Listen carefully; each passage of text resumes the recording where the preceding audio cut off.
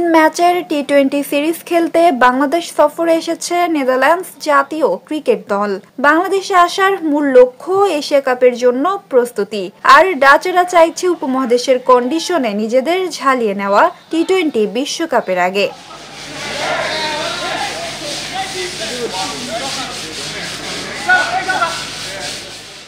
আজ প্রথম দিন সিলেটে অনুশীলনে নামেন ডাচরা।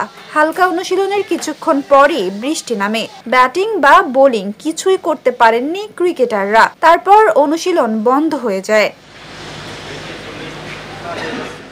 অনুশীলনের আগে সংবাদ সম্মেলনে হাজির হন ডাচদের অধিনায়ক স্কট এডওয়ার্ড। সেখানে তিনি বলেন,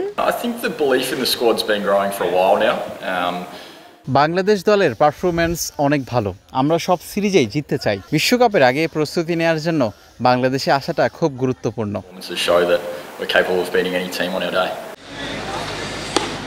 2023 ওয়ানডে বিশ্বকাপে বাংলাদেশকে হারানো আত্মবিশ্বাসের বিষয়ে জিজ্ঞেস করলে এডওয়ার্ডস জানান, এই স্কোয়াডের মধ্যে আগে থেকেই বিশ্বাস আছে। সাম্প্রতিক পারফরম্যান্স প্রমাণ করে নির্দিষ্ট দিনে যে কোনো দলকে হারানোর ক্ষমতা রাখে তারা। আসলে আমার মনে হয় এই স্কোয়াডের মাঝে অনেক আগে থেকেই বিশ্বাস আছে। বিশ্বকাপ বাছাই পর্বে সবাই অনেক চাপের মাঝে খেলেছে। সবাই নিজেদের পারফরম্যান্স দিয়ে সামর্থ্যটা বুঝিয়ে দিয়েছে। সাম্প্রতিক পারফরম্যান্সই প্রমাণ করে আমরা নির্দিষ্ট দিনে যে কোনো দলকে হারানোর সামর্থ্য রাখি। ডাচ অধিনায়ক আরও বলেন, সাধারণত সিরিজের আগে 2-3টি প্র্যাকটিস সেশন হয়। বাংলাদেশে খেলা কঠিন হবে, তবে নিজেদের সেরাটা খেলতে হবে জেতার জন্য। বেশিরভাগ সময় সিরিজ খেলার আগে 2-3টি প্র্যাকটিস সেশন পাই আমরা। সেখানেই নিজেদের প্রস্তুতিটা ঝালিয়ে নেই।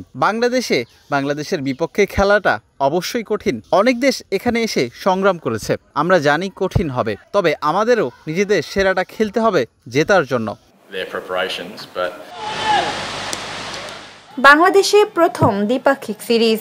ডাচরা চাই উপমহাদেশের কন্ডিশনে নিজেদের মানিয়ে নিয়ে বিশ্বকাপে ভালো খেলতে। বাংলাদেশে সুযোগ পাচ্ছে এশিয়া কাপের জন্য প্রস্তুতি নেওয়ার।